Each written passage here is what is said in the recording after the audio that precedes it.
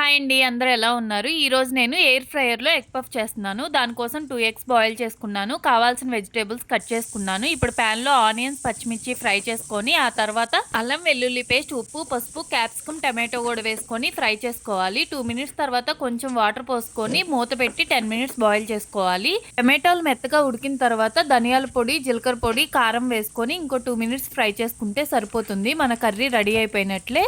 Egg puff కోసం నేను puff pastry sheets తీసుకున్నాను. ఇప్పుడు వాటిపైన నేను ముందుగానే కుక్ చేసుకున్న కర్రీని అలాగే బాయిల్డ్ ఎగ్ హాఫ్గా కట్ చేసుకొని ఆ బాయిల్డ్ ఎగ్ను కూడా పెట్టుకొని 4 సైడ్లు ఫోల్డ్ చేసుకోవాలి. ఫోల్డ్ చేసేటప్పుడు మనం వాటర్ అప్లై చేయాలి.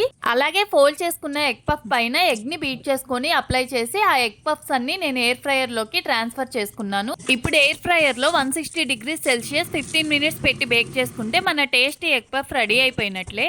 నా వీడియోస్ కనుక మీకు నచ్చినట్లయితే ప్లీజ్ నా ఛానల్ సబ్స్క్రైబ్ చేయండి.